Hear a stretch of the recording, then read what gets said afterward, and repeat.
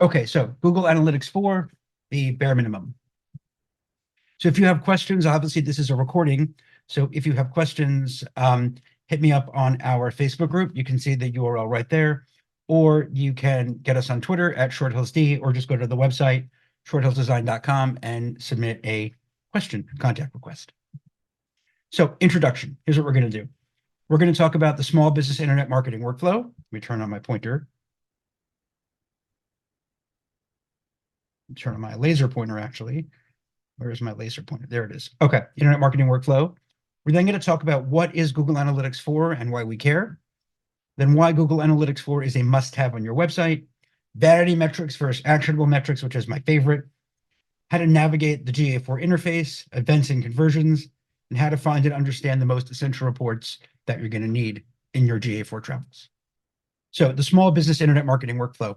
And I say small business because mostly, I mean, I'm a dentist. Most of the people who are at the webinar were dentists or physicians, but this workflow applies to any business, whether you are a, whether you're in any kind of service business, this applies. Whether you're an attorney, an accountant, podiatrist, dentist, physician, whatever it is, this workflow applies. So small business internet marketing workflow, maybe it should be service provider internet marketing workflow, but that's really what this is. So let's start. So number one is you've got to have a website to Google standards. There is no kind of other way around that. And phase one of this workflow is building a website to Google standards that has a page for every service that you want to rank for, that's set up properly, has analytics tracking in place, hence this webinar. And that's really what you want. That's got to be the foundation. Everything spreads from this phase one, setting up your website. And the website should be WordPress, what we tell our clients. I mean, we do WordPress. Should be WordPress, no question, because you don't want to build on someone else's platform. You know, Wix has its place, as do all these other website builders. But at the end of the day, if you're a client of ours and for whatever reason you want to move away, we hope it never happens, it's WordPress, so you can take everything you want with you. It's kind of like having a handpiece, or better example, your car. You might like to get gas at the gas station up the street, but if one day that gas station closes or they raise their prices too much, you want to go to the one on the other side of the street, you don't have to buy a whole new car. And that's why I think WordPress is key, and you've got to own everything. And I can't tell you how many migrations we've done where clients come to us and they either don't own analytics, they don't have access. So what you've got to do is you must own your own website. You must have administrator access to your website to be able to pull your own backups. And you must own your own analytics account. Now, that doesn't mean that you can't be an administrator. Like, for example, we're administrators or managers on GoDaddy accounts and analytics accounts and Google Ads accounts, Facebook accounts, but we don't own any of it. My clients own it all, and you need to own all of it. And if any agency says to you that we have to own it for you, that's a big red flag. It's just not the case. So number one is have this website up to Google standards, because that's the foundation. If this doesn't work, then the rest of it really, you might have results, but they're going to be limited. So phase two. So phase two is anything that you do to drive traffic to your website. The most common things are search engine optimization, social media, website marketing, pay-per-click. Sometimes we'll send pay-per-click to a dedicated landing page.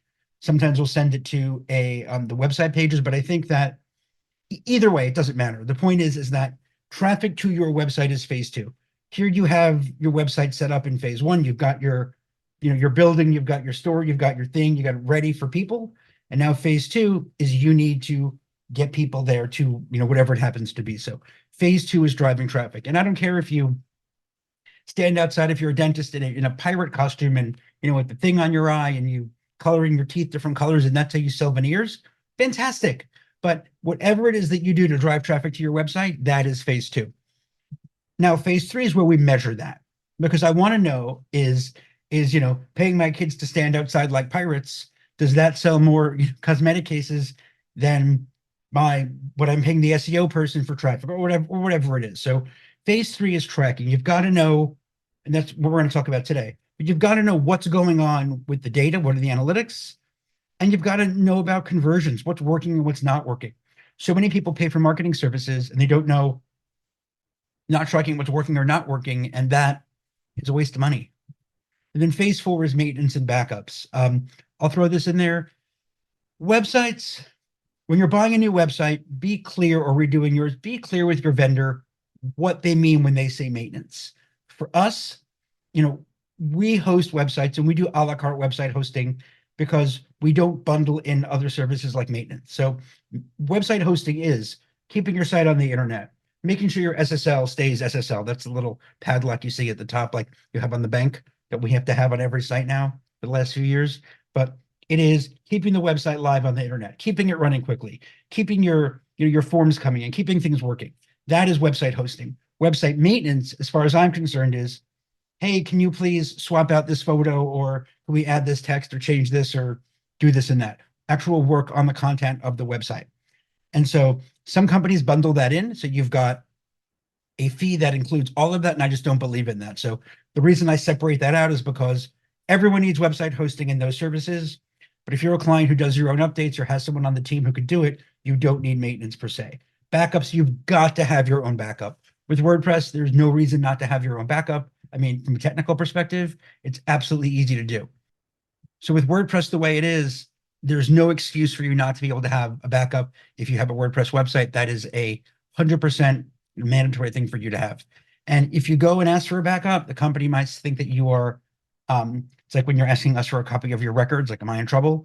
But blame me, say I was, at a webinar, or so whatever, say Dr. Wank, so the CE course in Dentaltown, blah, blah, blah, blah, blah, for analytics or web design, whatever. And that blame me and say, I don't know, I'm just a dentist or whatever I am. I want to have a backup. I was told I'm supposed to, period. So blame me, throw me under the bus. That's fine. And if you want, and what we'll talk about it when we get to analytics, I've got a video that will help you ask your company for access to analytics. You shouldn't have to, but I've got a video that will let you ask your company for access without, sounding the alarm and scaring them off. So what is Google Analytics? Google Analytics is a free tool that lets you track your website's performance. And the reason that I like it a lot is because it is I want to cover that slide. It is company agnostic in that Google Analytics records data, and it doesn't care whether you're my client or someone else's client or whatever. Google Analytics doesn't care. So that's why I like it, because you're going to get all sorts of reports, and Google Analytics is the way to go, because that's the honest broker, so to speak. Think about it. I put the EKG here because Google Analytics really is the EKG it is the lifeline of your practice, at least of the tracking part of your practice. And you ask questions and get answers. It's not that simple, although these days you can type in how many organic visitors did I get, but I'd rather show you, which I will, a few skills that you'll need and a few ways to get the reports you need. You can just get them. And you get there by going to analytics.google.com. So Google Analytics 3 has been out. We also called it Universal Analytics since last July. So you may see some warnings on the top of your account that this hasn't been migrated or this and that. Ask your web developer if that's the case, because even if those accounts exist, they're going to get shut down soon, but they're not collecting data. So you're not really losing anything. But you should have Google Analytics 4 in place. And it's free. GA4 is free. It's a question of dropping a line of code in. I know that sounds easy, or just like taking a tooth out, right? But for a web developer or website people, installing analytics is something we do in our sleep. So every website should have that installed. Certainly, ask your web people for access, or if you go to analytics.google.com and you sign in and nothing's there, I'll show you an example of that, or we don't have access, then you've got to ask for access. So we talked about this. The goals for our clients are that you own everything, and that includes stock image licenses, by the way. When we build new websites, they're thousands of dollars plus $65. You say, why am I nickel and diming for $65? And it's not actually. What it is that if you ever leave us, that your images and all that stuff comes with you. So I never want you getting an email from Getty Images that says, hey, Dr. Jones, you owe us $5,000 because you don't have a license for this image that you're using. But my web developer, yeah, well, it's your website. So we do charge you the $65 at cost. We can sometimes find a coupon, but that way the images are in your name. You own them, you own the licenses. And that's what's the most important thing. And I want you to be able to manage the website yourself. You might not want to, and that's okay. But if you have the ability to manage it yourself, then you can do whatever you want with it. And that's what I think is important. There are some vendors that won't give you admin access. Well, it's dangerous. You shouldn't have it. That's baloney. we do things that are way more complicated than accessing WordPress. As a dentist, you put, sharp objects in people's mouths and you drill in people's mouths. So you could be trusted to log into a website. Same thing for any professional. You're representing someone in a courtroom, you are certainly able to log into a website. So certainly, I think that is, you may never need to log in or want to log in, but this whole, oh, it's not for you. I don't believe in that. It's yours. Do what you want with it. If you crash your car, if you're drag racing, and you crash your car, it's on you. Don't drag race, don't crash your car. Okay, so why is GA4 a must-have on your website?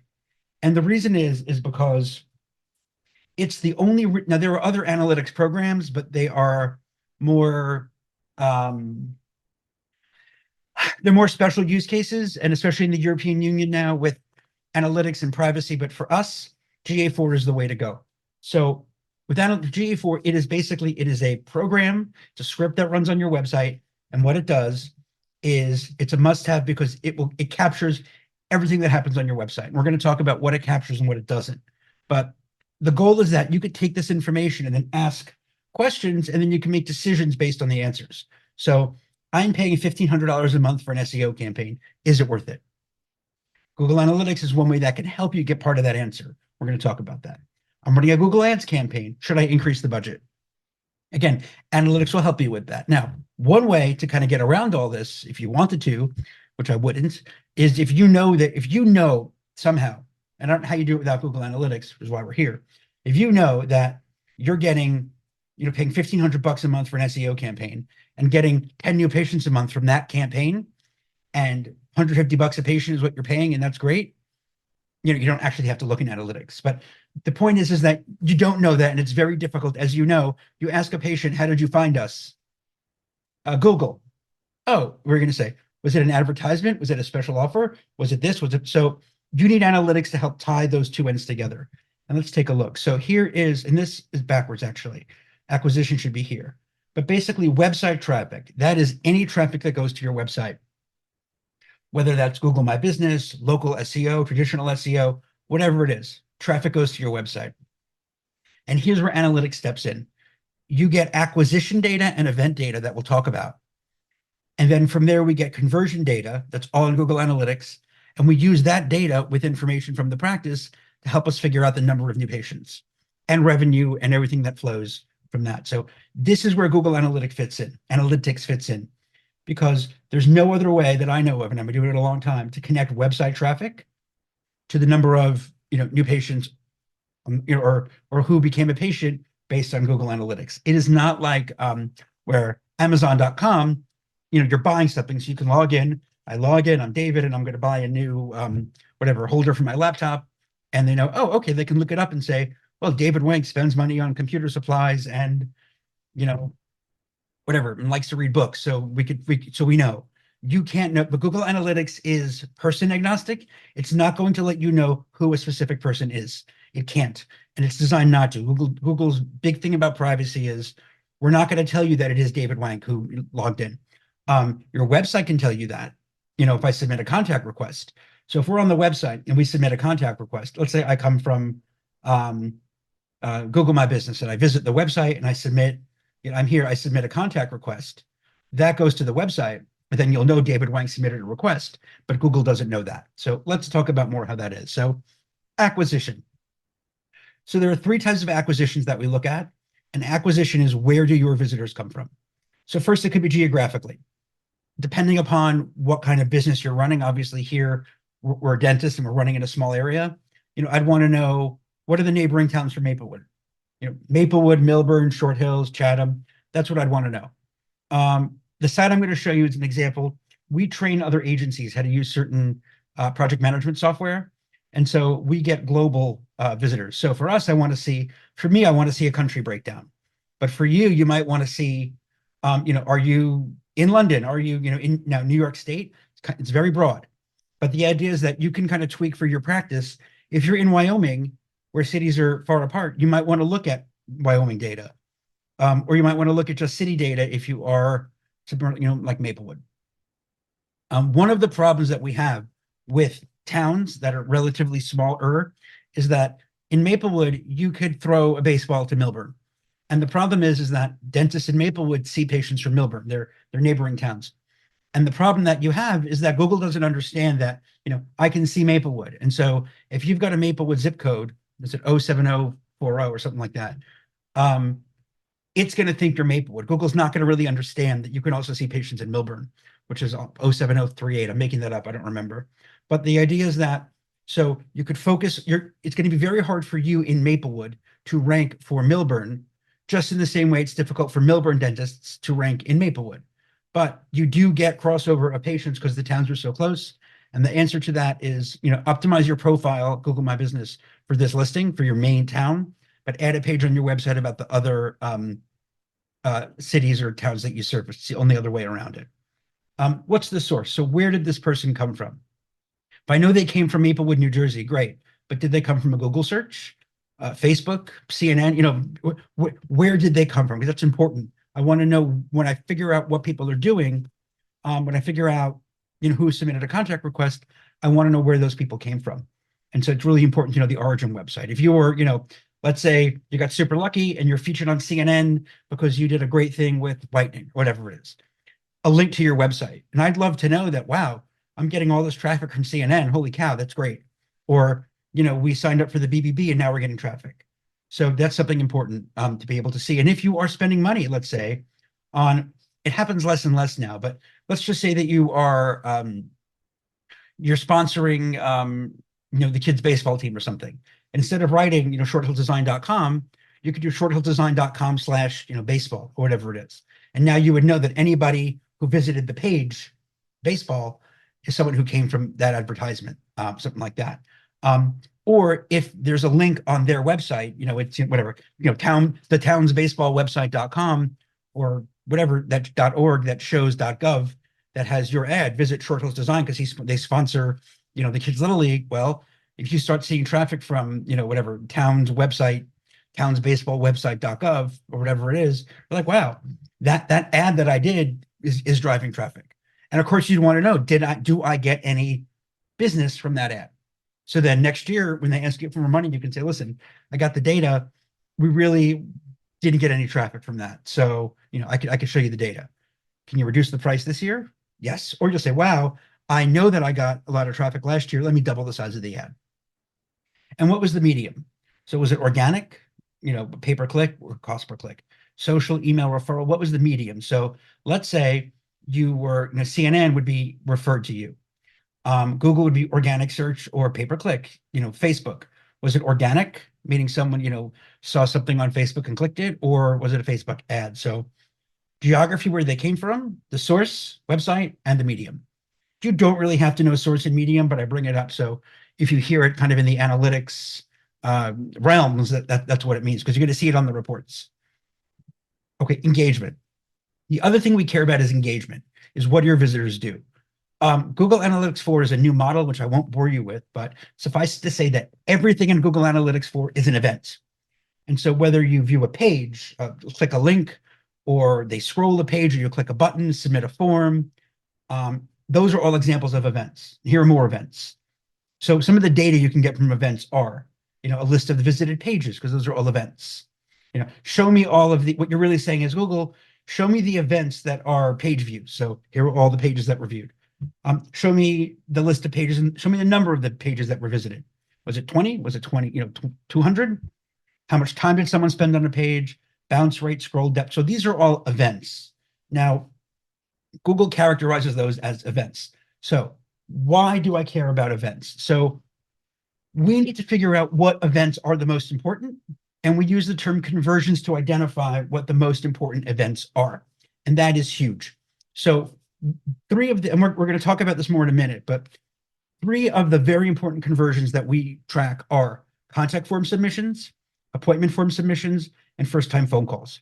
And the reason is, and we're going to go into it more, is that what do people have, if someone wants to call your office and make an appointment with you, before they pick up that telephone, where's my phone for prop? I don't have it here. Before they pick up that phone, what do? Or before you're able to connect with them, what do they have to do? They either going to submit a contact request, they're going to submit an appointment form or use an appointment booking widget, or they're going to call you. or they might call you from Google My Business. We'll get there. But so those are the only ways, right? What could someone do? Someone visits your website, and then here, someone visits your website here, and now someone picks up the phone on the other end. How does that connection happen? Or your office knows someone's interested, and here's them visiting the website. How do we have that connection? And the only way you have that connection is going to be one of these items here on the left. And where did the conversions come from? That's the other question. I want to know, did those contact form submissions all come from that ad I put, for the baseball league? And the appointment forms came from, the article, the thing I did on CNN? Because maybe that tells me, because maybe all these contact submissions from the baseball ad were people who want to sell me baseballs, or parents who want to tell me that I'm such a good coach. I don't know. But so that's why we need to know what events are the most important, and where did the people who did those events, completed those events, where did they come from? So let's now talk about vanity metrics versus actionable data. And so before we do that, you might get tons of, you get reports from the company, or they're going to say, here's this report, and here is this and that, and we are going to send you, we're going to do a free analysis for you, and it's going to be this long and this and that, or we got all this information for you, look at that. Unless it's information that directly relates to how someone goes from, website to, getting a phone call, calling your office or getting in touch, it doesn't matter. It can be used in different ways, which I'll show you that data can, but that's not what matters. So key performance indicators are real metrics. And the metrics that, and I put these here because these are something that happen on your end in the office. The metrics that I can tell you are contact form submissions, which is a conversion event, appointment form submissions, first-time phone calls. And so again, those are the conversion events that are important to me.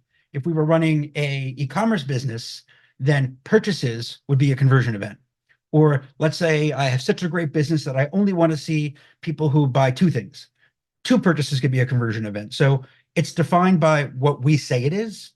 So Google doesn't know that. Google has no idea that contact form submissions are important and how people scrolled are not important. I mean, for us at this level. So now, if let's say, just as an example, if you have an app where everything good is at the very bottom of the app, a conversion for you might be, 90% scrolls, the number of 90% scrolls, because that means someone's on your app really going to the bottom and placing an order. If you're having a restaurant app and, the scrolling is 0, you're going to say, well, something's wrong. So that's data that's useful for somebody, but not for us. So let's talk about vanity metrics versus actionable data. And I answered this question already. We saw those measurable steps a minute ago. That was those conversions. But here are the things that I would need to know from you, and any marketer should ask you, and you as the owner of the business should know. And this could be patients or clients, but how many new clients did you get? How many new patients this month? Got to know that. And can we figure out the revenue per new patient, and what's the cost per new patient? So, for example, if you're spending $500 to get a new patient for a $99 hygiene special, that's not good. If you're spending $500 for a $30,000 full mouth rehab, that's pretty good. So the number itself, right? I'd rather you have one, $30,000 all on 4 patient than have 20 $99 specialists who aren't going to come back for more treatment. So the number of new patients, the cost per patient, and the revenue per patient don't matter. They matter, but they matter in the big scheme of things. Because if you're telling me that I'm, a general practice, I want 20 to 25 patients a month, great. What are you willing to spend? What can you afford to spend on a new patient? Can you afford to spend $200 a month on a new patient, $200 on a new patient? Well, I do know that my average new patient is a $5,000 case, so yes, I can, or not. So again, it depends on the practice model, but these are numbers that you need to know on your end. And with these numbers, you can now go back into analytics and I'll put the data together. So let's look at how. And so I'm going to pause right now. We're going to shift over to another program so I can show you why these metrics are important and how they can lead to these metrics. So let me pause now, when we will take care of that. Okay, so this is pretty cool. This is Coggle. I like this. It's good for diagrams. So obviously, when it comes to new patients, we know that existing patients are the best. Internal marketing, nothing better than that. But for practice growth and revenue for new patients, we're talking about internet marketing, not other marketing that we could do. I think that, and we'll go over this, call tracking is huge. And it's critical because the only way to really tie in someone taking an action on your website, a phone call, is by knowing who it is that called. It's got to be done in a HIPAA compliant way. We'll talk about that. Pay-per-click is a little bit easier because for pay-per-click, you'll probably have a dedicated phone number on an ad. And so anyone who calls that watching British TV, anyone who rings that number, you'll know that, oh, if it comes from, the number, 2345, then that's from one of our ads. So I know this person came from that ad. Still, it's nice to know on the other side where they came from in terms of organic search. And sometimes pay-per-click, you don't have a dedicated number. You have rotating numbers like we have, and that's an important way to know who it is and if, tracking who called and did they become a patient. So let's take a look at organic search. Now, as we said before, one of the only ways, here are the 4 ways that people can get in touch with you, we talked about. And so here are metrics that some companies will send you. They'll say, look at this. You had 100 keyword ranked for 100 keywords last month, and now you're ranking for 300. Say, well, that's terrific, except for the fact that, did I get any more phone calls? No. Well, look at, you have all these extra organic sessions. This is fabulous. Give me more money. But how many more contact form requests did I get? Or how many more appointments? Or how many more phone calls?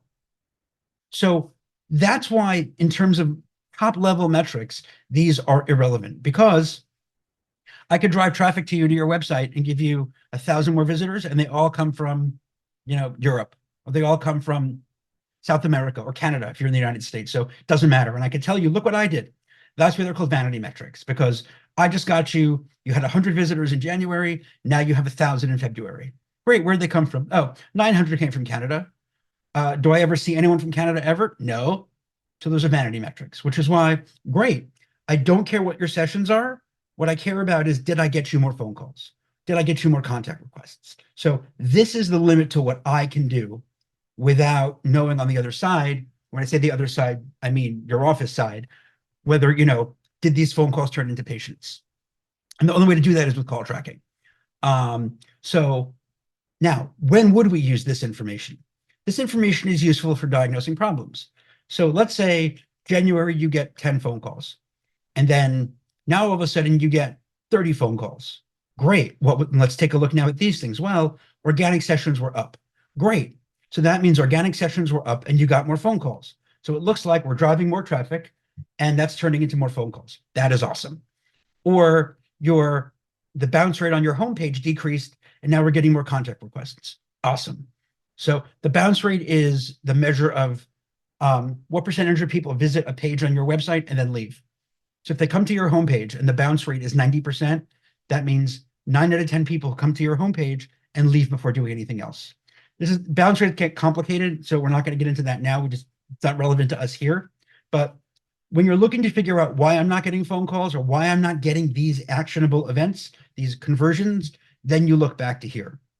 You might have, that I just sent you, 1,000 visitors, 900 visitors from Canada. You have 1,000 organic sessions. You still only have 10 phone calls, and you still only have, 20 page views. So that means I'm sending you traffic and they're not doing anything. So that's why these can be helpful. Or if I'm finding out that you have a ton of organic sessions and you have a ton of organic sessions and you're not getting phone calls, why would I send more organic sessions to you? I'd want to figure out what's going on the site that nobody's calling before I send more traffic at it. So that's why these are the metrics that matter the most. And if you want to, again, think of these as levers. So these are the numbers and these are the levers over here. So if you want to fix these numbers here, you have to mess with some of these levers here. And here, organic session, that's where SEO comes in. Page views, all this stuff, keyword rankings. Who cares if you rank for 300 keywords? If no one's searching for those keywords? I could rank you for, dentist who works in New York City who loves the Montreal Canadiens and is happy that Patrick Waugh is the coach of the Islanders. Okay, I could probably rank you first for that, but no one's searching for that ever. So, but hey, I ranked you first for it, right? So who cares? So now that we understand what kind of metrics we're looking for and what all these other metrics are for, now we can actually look into Google Analytics itself to see why we're looking at certain metrics and why we don't care about these so much, and why when you get reports that tell you about this, raise an eyebrow. Because how does the fact that I have more organic sessions matter if I don't know if I'm getting more calls or new patients? So let's jump now into Google Analytics. And the first thing we're going to talk about is how to navigate the interface. Let me put my pointer back on for a moment. We're going to talk about the interface. Then we're going to look at events and conversions together. Then we're going to talk about how to find and understand the most essential reports. And the reports are going to help you answer these questions that I think are the most important. What marketing channels do your website visitors come from, and what do they do? So that means looking at these events that we have, these conversions, where are my conversions coming from? For the people who are calling me, are they coming from Facebook? Are they coming from organic? Or are they coming from both? Where are your website visitors coming from geographically? In the example I'm going to show you, it is, we do get people from across the globe. So that's good. But for your website, where you have visitors coming from, you want to see that your visitors are coming from your local area. So if they're not, something's wrong. What are the top pages that visitors are viewing on your website? That's huge. Because if I want to know what people are interested in, if I want to know, what should I write my next blog post about?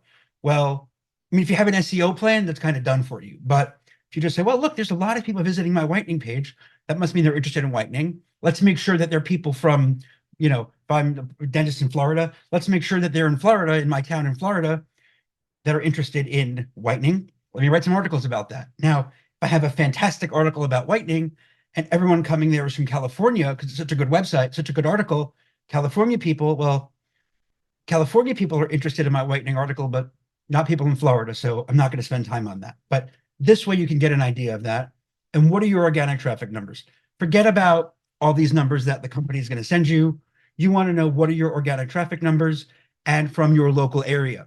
Again, 1,000 visitors where 900 of them are from, Washington State. When you're a dentist in Florida, great. I don't really do much for you. And just an advertising overview to show you where to find some advertising information.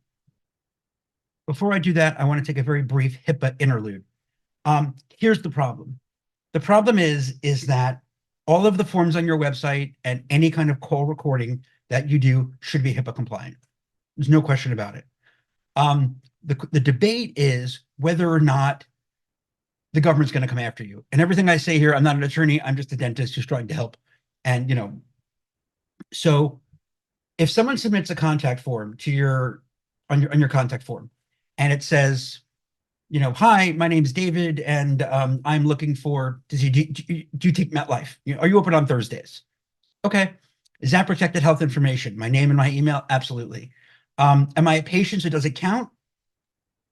Maybe, maybe not. And what if your form says, well, please do not submit any personal information? And I say, hi, my name is David, and I, have knee problems from playing hockey, and I had 4 knee surgeries, and I have this and that, and, I like to walk, whatever, and I take these medications, and I'm allergic to this, and, blah, blah, blah, blah, blah, blah, blah. Are you open Thursdays? What responsibility do you have now as the provider, even though your form said, don't submit this information? Do you still have to protect it? So that's a question. Now, appointment form submissions, same thing. Now, if it's someone who's never been in the practice, I'm David, I'd love to have an appointment on Tuesday. I heard the doctor's great. Okay, not a patient yet. So now moving forward, we'll be, in a HIPAA way. But the question becomes, it is PHI, and at what point does the kind of HIPAA thing kick in? And the answer is, we don't know. I've spoken to HIPAA attorneys about it, and their answer was that if they're suing the doctor, or they're not going to sue, but HHS, department is going to sue the government. If the government's going to come after you, the lawyer for the government is going to say, well, listen, you're a doctor. You should have known that there's a gray area here, so you should have just spent the few bucks and protected it. My lawyer is going to say, the other side is going to say, well, really, there are a million practitioners in this country, and every single one of them has a contact form and an appointment form, and you're not going after any of them. And that's pretty reasonable. I mean, because, so that's something to consider. I think that just because the risks of the fine, $15,000 to $50,000 outweigh the cost of doing the compliant forms, I think that's a no-brainer to do it. But again, that's up to you. If you have any kind of form on your site that really does get into it, though, like a medical history form, if you're not using one of these, secure things that's tied into your practice management, where you click here, it goes to a separate website, and then that ties into practice management. those are, I would hope, are HIPAA compliant. You probably have to sign something with the company for HIPAA for that. But for a straight out, form that you're asking on your website, that's a huge no-no if it's not HIPAA compliant. Because again, from what I've read and what my compliance, from our HIPAA compliant company, mine is PPC Dentist, and we have a company we work with for compliance, and they've said that a lot of it has to do with making a concerted effort, and that if you ever get in trouble, but you show, hey, listen, I am doing what I'm supposed to be doing, apparently that makes a big difference. So just a heads up. If you are recording calls, which I think you should, not just because we offered the service, you absolutely have to be HIPAA compliant there, because it's one thing if I call you and say, hey, are you open on Wednesdays? Okay, who cares? But if an existing patient calls and now you're recording an existing patient, that's a HIPAA problem. So just think about what fits your needs and what your comfort level is. But that was my spiel about HIPAA. But we do offer HIPAA compliant forms and HIPAA compliant call tracking. I would not be doing any kind of call tracking without HIPAA recording, because I think that is just asking for trouble. So something to think about. So now let's jump into Google Analytics. Okay, so welcome to Google Analytics. So here we are. So when you first get to Google Analytics, and let's zoom in a little bit here so we can see better. Okay, so this is the overview of Google Analytics. Okay, so over here on the top is where you're going to see the accounts, right up here. So when you see these accounts, you can click this down arrow and you should see your name there. If you're someone who has a bunch of analytics accounts, you'll see them there. But generally, you'll probably have one, and that's going to be yours. So if you don't see an account there, if this looks blank, talk to your web developer, email me, I'll see if I can help. Okay, now this information here, users, new users, conversions, event count, that can be manipulated, and I'm going to show you how. So don't be fooled. If your analytics is set up properly, that's something good you can look at, but don't fall for that yet. And the reason is because the conversions might not be relevant. So if I told you what some companies will do, and I don't like this, is I think we can agree that if someone submits a contact request and winds up on a thank you page, that thank you page is a conversion, because the only way to get to that thank you page is if someone submitted a request. But should we count a visit to your contact page as a conversion? I don't think so, because it doesn't help me towards knowing how your marketing is doing. Because unless you can tell me somehow that there were 20 visits to your contact page, 11 of them were existing patients looking for your directions or your map or your phone number, and 9 of them are new people, no. So driving traffic to your contact page is great, but again, who cares if you had 100 people go into your contact page if one of them submits a form, just one. So that's why you got to be very careful with these, and events as well, because everything is an event. I don't even look at this number, because all these events don't matter. I'm going to show you why in a minute as well. So if we come to the left side, you've got home, you've got reports. And so under reports, we're going to spend some time in the lifecycle report here. And then over here, you have Explore, which for us, I don't really use. You can do some really cool things here, but for what we need, it's not really necessary. Advertising, I'm going to dive into a little bit at the end, because again, that's if you're doing pay-per-click or any kind of advertising, this is good to look at, but your PPC people should be giving you proper reporting. And let's come to admin. This is important. So over here under admin, nothing should be gray. And I let this be gray because I want you to see what gray looks like. None of this should be gray, because that means you can't get into it. So you should have full access to this. If you don't have full access, you need to get it. And again, I've got a video on the YouTube channel that has how to do it. If you need it, just get me on Facebook or wherever, send me an email. I'll show you where it is. So over here, you don't really have to do much of this, provided that you are set up properly. And assume for argument's sake that your company has set you up properly. If you need us to do a setup, we could do it for a small fee. We make sure that your footing is correct, but I would certainly ask your web company first, because just your web company. All right, so what I want you to look at here is note that there are a lot of ways in analytics to get to the same thing. So events and conversions are shortcuts here, but I believe under data display, Google moves things every day. So this might look a little different when you look at it next time, but the concepts are the same. Google might move things around. So let's take a look at events. Now, you're going to see a bunch of default events like click, first visit, page view, scroll. So over here, I don't care at all that my scrolls here, my scroll counts are down. Don't care. Page views are down. It depends on the context of what. My thank you conversions are down 100%. My thank you twos are up 187.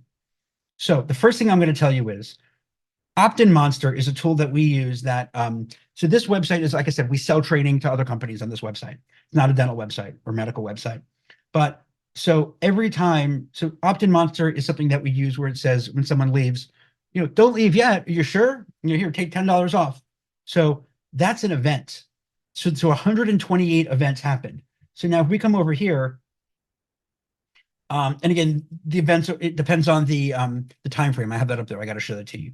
But so some of these events might be from Opt-in Monster. So how could I, so don't get upset. Don't get concerned about what the event numbers are, because here's where they're coming from. So our users, I had, 88, so don't worry about that. That's why those numbers don't matter so much. So here are all these events. And like I said, if we were running an app and, we wanted people to scroll to the bottom, I think that scroll would be really important, or things like that. But for what we're doing when we want to track first-time phone calls, contact requests, or things like that, we want to isolate them down to just those few conversions. And I can tell you, this makes sense to me because we did something to the website that we're no longer using this thank you conversion. We're just using the thank you version 2. And I see, whoops, that we got 40 conversions. To me, that's awesome. That's what I want. And so now I know the only possible 2 conversions are this thank you one and the thank you V2. So now if I looked at that homepage for this time frame and I see 5 conversions, I'm okay with that because I know those conversions came from right here. So that's why that's important. So now, and again, you're not going to have to do this. Your web people should do this for you, but I want you to understand a bit of how it's made just so you can see it. So here are these events. And then over here, like even here, we had a buy now button click. And I do want to see that because we were running some marketing and I want to see, but I'm not making that a conversion because it wasn't part of my plan, but I certainly could have. You click this button, it becomes a conversion. You unclick it. Now, why does it matter? And it matters because when you say that something is a conversion, when you get to reports, Google's going to use these items that you say here as conversions on reports. And conversions are much more important than events. As I said, a conversion is a subtype of events, right? All of these events, these are all events, right here. All conversions are events, but all events are not conversions. So these 2 conversions are events, but all of these events here are not conversions, as you can see. And if I look at the conversions, it will zoom in a little bit for me. And now I'm just looking at what the conversions are. So there you go. And this is, the date ranges over here. We'll talk about that shortly. So that is how you look to see what your conversions are to make sure that just to explore it. Okay, so does that make sense? Yes. Does it make sense that why, if this is your contact form and that's your appointment form, why do we have 0 on the contact and 40 on the appointment? What's going on? Strange. Okay, so now let's come back here. If you ever get lost, where am I in Google Analytics? Just come back here to home. You'll be back where you started from. Okay, so now let's look at our reports. So under reports, you're going to get a snapshot like this. And this is, let me turn me off for a moment. So what you're going to see here is a report snapshot. And under here, we can look and see the dates. And we see we had 166 new users. I'm going to zoom out slightly. There we go. And if you want to change the period of time, useful for comparison, we can change it to, the last 12 months, or we can change it to the last 28 days, or whatever you want. So you can certainly change the date range because that can matter. So now this is everywhere. So if we look over here, users by country. So here's where we're getting visitors from, not conversions per se, but visitors. And let's just say that I just wanted to know the United States, so the marketer would say to me, David, you had 166 new users. But let's say I'm selling a product that I can that only applies to people in the United States, whatever. It's, you need to have the US electricity connector, whatever, and that's why. So I don't really care about the rest of these places. It's nice, but when I'm calculating, how am I doing on users? Those aren't important users to me. So what you can do is on any report, you come over here to edit, customize the report. And then, nope, I don't want to customize the report. Sorry about that. You come here to, where's filter? Edit comparison, share, insights. Oh, it won't let me do it on the snapshot. That's right. You can, but that gets messy. So let's take a look then and see here. So this snapshot is just a snapshot of these reports here. So let's come and look at our, let's look at users by acquisition. That's a good report to look at. So user acquisition. So under user acquisition, now we're going to see where did people come from? And this is fantastic. So now I know that I had from paid social, organic social, direct, organic, and referral. Now I know where people are coming from. And I know, you zoom out a little bit again. I know where my conversion events are coming from, and that's awesome. And I can see here that across most of my channels, pretty similar rates of conversions, except referral, no one's converting. But then again, I had 21 visitors. Sorry, I had 7 users and I had no engaged sessions. I had 7 users. So I don't expect to really get any conversions there because it took me 100. Maybe I'd expect 1 based on that. But the idea is that this can show me now who's converting. And now that I know my conversion events are good, right? Which events is it showing me? It's showing me all of my events. But now I know, let's say I wanted to just see V2, or let's say it was just my contact form. I can see now where they're coming from. So if my SEO company says to me, we're doing so much good work from you from, organic, or my Facebook pay-per-click company is saying, hey, David, we're sending you all this pay-per-click stuff. Well, I only got 9 conversions, or great, I got 9 conversions. Now you'll know what a conversion's worth to you and say, oh, 9 conversions, 9 new patients. I make much more money on 9 patients than I paid you and the ad budget to do this. So that's why this is huge. Now, the caveat's going to be, where did they come from? So here you can add a filter, customize the report. Okay, now add a filter. Now let's just say, like I said before, this is a product that I could only sell to the United States. So let's do country, and let's do United States. Exactly matches. Does it have it for me? United States. And let's see what happens. Apply. So now I got a little bit better data. Okay, so now I'm getting numbers that are a little bit better here. Not better, but more accurate. Because now, okay, so we had 63 paid users. So, now we're getting a better idea of where the people that matter to me came from. So if I were a dental office on this example, I don't care, again, who came from California if I'm in Florida. I care about Florida. And then, and you can save this report. Let's save it as a new report. And it doesn't really matter. You can name it, USA only, US, whatever. But you can save that report for later. So this is why it's really important to understand what the conversions are first, because again, if I have it where a visit to my contact page is a conversion, that tells me nothing. Like, oh my gosh, I had 7, here, I had 3 people from paid social convert. That is so awesome. Oh wait, what? They didn't buy anything? They just visited the whatever page. So that's why conversions have to be special. And you can look under your events here if you wanted to, and look at the other events. But get your conversions done correctly, and that will open up. It will make these reports more valuable. Same thing with getting your location, geographic location correct. So, okay, so now let's take a look here, and just to show you, so that was the report snapshot, and this was the acquisition. So again, under acquisition, under reports acquisition, that same report, we clicked on the dashboard to get to, you get to it right here. And again, these may change by tomorrow because Google changes these things, but that's where we are. So now so the question you're going to answer is, where are my people coming from a channel, from marketing, and are they converting? And again, you need to apply a filter to that just so you have the right data. Let's say we wanted to do a state. Now, there's nothing for state here. It turns out that as far as Google Analytics is concerned, a state is a region. So if the region is, I want to see, let's say, New York State. Do I even have any traffic from New York State here? Let's see. So let's just say, for example, that I could only sell this product to someone in New York State. Then these are really bad results. So all of a sudden, 30 seconds ago, I had great results, 40 conversions. Now I have 0. So obviously something's wrong, right? If I have 40 conversions, I'm getting contact requests and phone calls from people out of state. It's a different issue. But the idea is that we're not getting a lot of traffic from New York. And if my goal is to get people to New York to my practice or my thing, then you need to know where they're coming from. So that's why it's really important to know that. So now let's take a look and see, we're almost there. Where do people come from? And so we can come here under user attributes. Oh, let's say we got lost, no problem. Let's come back home. And let's go to reports and let's go to user attributes. And we're going to go to demographic details. This is key. Now, what I like to know is, for me, I want to know what country people came from. Again, this is our product that we can only sell to the US because of the electrical grid or whatever. So this is important to see.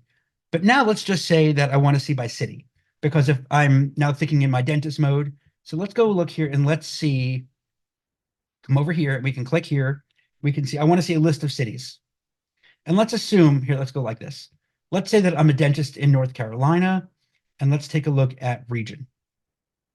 So North Carolina and Virginia. So let's say I'm on the border. So this makes, so, okay, so great. So the majority of my visitors came from North Carolina. Okay, great. Perfect. So I don't really care about these that came from Oregon. Let's assume it's like, England, England meaning like England, New York or something, whatever, right? So North Carolina, so the state looks about right. That's good news. Now let's take a look at the city. And let's assume, for argument's sake, that these are all the names of cities in North Carolina. So let's say my practice is in Forest City, North Carolina, if that exists. This is awesome. So I'm getting, a lot of people from Forest, oh, no conversions though, but a lot of people from Forest City, North Carolina, that's what I expect. And Ashburn, I know, is North Carolina. So let's say and let's say Dublin is also a city in North Carolina, not Ireland, and Luleå. So let's say these are the, Forest City is my main, where my practice is, and Ashburn, Dublin, and Luleå are places that are close to my office where I get patients from. This is fantastic. So my main practice area is getting the most visits, and places around it are getting traffic too. Now, Fort Worth, that's Texas. So, all right, so maybe someone from Fort Worth, or I don't know where Prineville is, or New York City or whatever, or London came here. They probably saw an article I liked or something. They liked and somehow came here. But if the bulk of my traffic is from around my practice, this is what I want to see. What I don't want to see is where you have the bulk of traffic coming from somewhere that is not your city. You're not your area. So yeah, that's really important just to check into, just to make sure, are my visitors coming from where I expect them to come from? Okay, so now let's take a look at engagement. And so what engagement can let us do, engagement will let us, remember, these reports are, these dashboards, you can all break this down into smaller reports. So let's just come over here to view pages and screens. And again, you could also get there like this. And so this is going to tell me what people on my website are looking at. And so where do I want them looking? And let's say, yes, the ClickUp web development template is what I want them to see. That's where I send most traffic. That makes sense to me. The homepage, that probably means I'm not getting seen much in Google search if the homepage isn't first. So maybe that's something I'll consider. But is this filtered? Nope. So let me add a filter here. And I want to filter, let's just say here, I want the country, the United States, because we're going to stick with that example. Country, we'll do an exact match for the United States. Apply. And you can save these. So, but now I have much more accurate data, because this is data for the United States. And I'm like, great, I'm happy with this. But I do want more people from the US to come to the homepage here. The slash means homepage. Which means I'm probably not ranking organically well enough, or my homepage isn't that good. But I happen to know that I'm driving traffic to this page because that's where the the views are. So that's really good news. So this is one way for you to know what people are, what topics people want to look at, and what people are interested in. So if I know that people are, if this says whitening and people are interested in that, I'm going to write more articles about whitening. Am I getting conversions, from whitening? So that's something that you want to see, where are people coming from. But that is going to be an important just overview to get an idea of what people think the most important content is on your website, and you can shape your marketing based on that. And listen, if you want to do full mouth rehabs and there's no one's visiting your full mouth rehab page, either A, you didn't do it well enough, or B, there's just no one searching for it. So something to consider. Okay, now let us take a look at, if you have Search Console connected, which would be cool if you did. It's easy to do. Ask your web company to do it for you if they haven't. Am I still? Okay. So what you could do here is this actually gives you an idea of the number of organic searches you had. We had one here. For this, let me come to the Search Console. Again, this is a really a direct site that I use for marketing, not so much for organic traffic, but you can see here, we didn't have much organic traffic. But this is one way to look at organic traffic if you are connected to Search Console. But you can also, again, go over here under acquisition, user acquisition. You can see here, we don't even have organic traffic here. Let's take a look back. This isn't that old a website. Let's go back the last 90 days and see. Maybe there was more organic traffic then. Nope. Paid shopping, yeah. So we don't really use much for. So it'll show up if there is traffic here. But I can tell you that for these 90 days, we had 4 organic visits. And back to advertising. Now, again, your developer, whoever you're working with, your marketer, is going to give you better reports for analytics, for advertising. But you can come here to all channels and it will give you an idea of where everything's coming from, just a summary. It looks very similar to your report over here at the top that we had about channels, but here's kind of focusing on conversions. And you can see where this is, remember, 90-day report. So you can see kind of really where they came from over the course of time. And so that's something that's really good to have. And again, we get lost, we come right back here. Okay, so let us jump back to our slides and then we'll wrap it all up. Okay, so we talked about everything we had to talk about here. And the last thing is our analytics exploration package that I want to offer to you. And whether I do it for you or your company does it for you or whoever you do it, you need to establish an accurate data foundation so you know where your new patients are coming from. And when you know your costs that you can do on your own end, if that was the only way to know if your current marketing efforts are providing you with a positive ROI. So it includes, we set up Google Analytics with conversion discovery, what conversions are important to you, which ones matter, and we set it all up. And we do 6 months of HIPAA-compliant call source tracking. And again, what that is when someone calls you from the website, it tells us where they came from. So I will tell you, hey, you had 30 calls this month, 20 came from organic traffic. And great. So then I can tell you HIPAA compliantly, here's a list of those 20 people. Did they become new patients? And now you on your end can tell me, oh, we got 20 calls from organic. 10 of these people were advertisers, but of those 20, 7 of them became new patients and they have treatment plans that are valued at this. So let's keep doing it. So that's the advantage of knowing who, right? So you can know where someone came from, but I came from the website, I came from the internet. But unless you know the exact marketing channel, and that is, again, is it Facebook? Is it paid Facebook? Is it Google Ads, paid Google Ads? Is it organic search?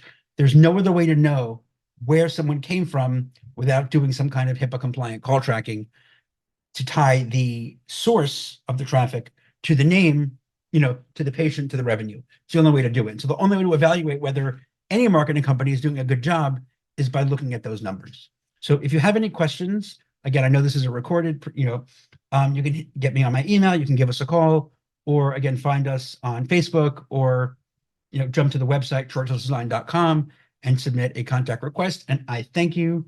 And you can also, depending on where you see this, if this is on Facebook or YouTube, wherever it is, feel free to, go in the comments and just leave a comment there, ask a question, and subscribe. And thank you again.